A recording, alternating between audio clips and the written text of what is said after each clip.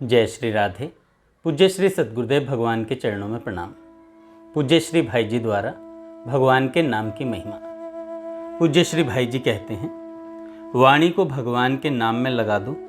कम से कम जितनी बात जब जिस रूप में बोलनी आवश्यक हो उतनी ही उस रूप में बोलें।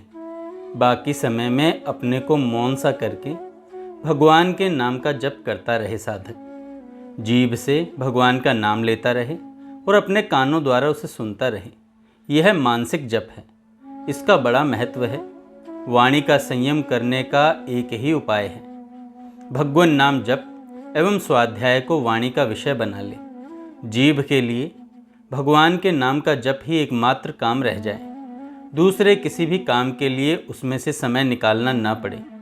जो व्यक्ति इस प्रकार का जीवन बना लेता है वह जहाँ रहता है वहीं उसके द्वारा जगत को एक बहुत बड़ी चीज़ अपने आप अनायास ही मिलती रहती है। जीभ स्थूल अंग है, कर्मेंद्रिय है, पर यदि यह भगवान के नाम के साथ लगी रही तो यह जीवन को खींच ले जाएगी और जीवन के अंत में भगवान का नाम आया कि आपका काम बना। भगवान के नाम जप का अभ्यास होने के बाद मन से सोचते और हाथ से काम करते रहने पर भी जीभ से नाम अपने आप निकलता रहेगा। सारे शास्त्रों के सत्संग का फल यही है कि भगवान के नाम में रुचि हो जाए।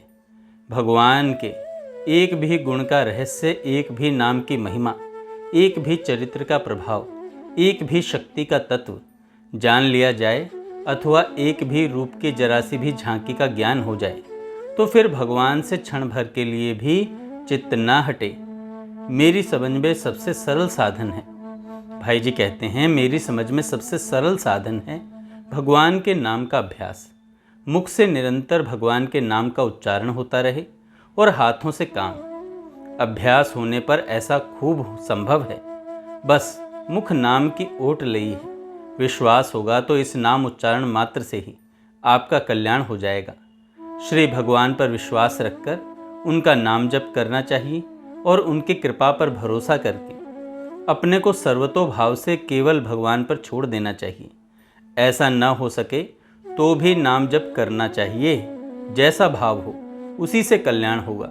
आंशिक कृपा के दर्शन होंगे और सांसारिक वासनाएं किसी अंश में पूर्ण होंगी, परंतु इसमें घाटा यही रह जाएगा कि शीघ्र ही भगवान के प्रेम की प्राप्ति नहीं होगी। भगवान को याद रखने का उपदेश घंटे 2 घंटे या अधिक नियमित काल के लिए नाम जप की आज्ञा इतनी संख्या पूरी करने पर सिद्धि हो जाएगी। इस लोभ से संख्या युक्त जप या संख्या की गणना से जप हो जाता है। यूं भूल रह जाना संभव है। इसलिए संख्या की अवधि बांधकर नाम जप करना चाहिए। यह आदेश तो उन आरंभिक साधकों के लिए है जो भगवान के प्रेमी नहीं हैं। न करने की अपेक्षा ऐसा करना बहुत उत्तम बात है। प्रेमी जनों को तो अपने प्रेमास्पद भगवान का नाम इतना प्यारा होता है कि स्वयं तो वे उसे कभी भूल ही नहीं सकते। दूसरे को कभी भूले भटके उच्चारण करते सुन लेते हैं तो उसकी चरण धूलि लेने दौड़ते हैं। श्री भगवान के नाम का जप जैसे बने वैसे करते रहिए। करते करते नाम के प्रताप से विश्वास बढ़ेगा। ना घबराइए, ना हार मानिए। मैं तो एक श्री भगवान के नाम को जानता हूँ, बस उसका पूरा महत्व तो नहीं जानता, परंतु विश्वास है कि भगवान के नाम से सब कुछ हो सकता है और आपको भी उसी का आश्रय लेने की सलाह देता हूँ। उपदेश देने का तो मैं अधिकारी नहीं हूँ। सलाह के तौर पर यही कह सकता हूँ कि आलस्य और असंयम और अविश्वास का त्याग करके श्री भगवान के नाम का जप करना चाहिए तथा नाम जप करते हुए ही भगवत सेवा के भाव से कर्तव्य कर्म करने की आदत डालनी चाहिए। सीधे सीधे 3 काम साधक को करने हैं। भगवान का नाम जप, दूसरा बाहरी पापों का बिल्कुल त्याग और तीसरा भगवान की कृपा पर विश्वास।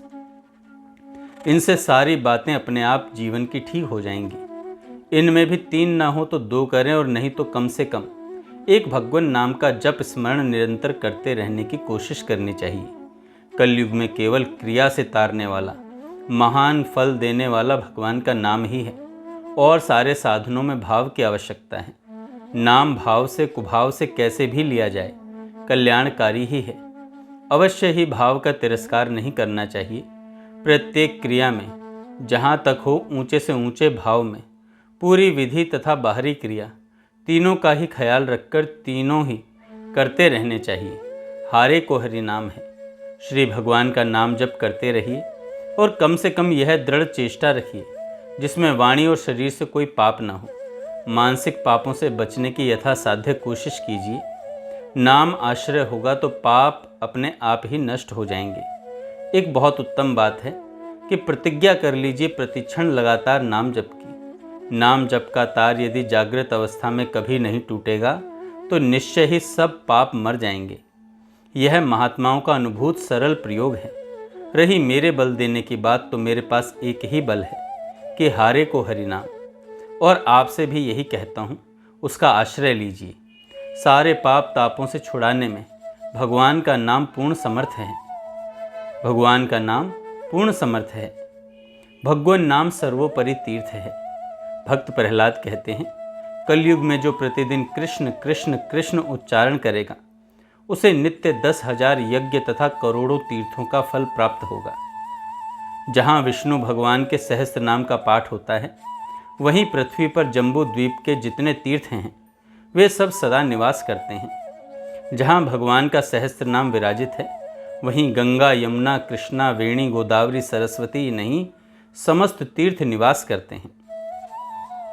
भगवान ब्रह्मा जी से कहते हैं, बस जिसके घर में प्रतिदिन कृष्ण कृष्ण का कीर्तन होता है वहीं गया काशी पुष्कर तथा कुरुजांगल तीर्थ रहते हैं। जो पुरुष एक बार नारायण नाम का उच्चारण कर लेता है वह निश्चित ही 300 कल्पों तक गंगा आदि समस्त तीर्थों में स्नान कर चुकता है। समस्त यज्ञ लाखों व्रत संपूर्ण तीर्थों का स्नान सब प्रकार के तप अनशन व्रत आदि सहस्त्रों वेद पाठ पृथ्वी की 100 परिक्रमाएं ये सब श्री कृष्ण नाम की 16वीं कला के बराबर भी नहीं है।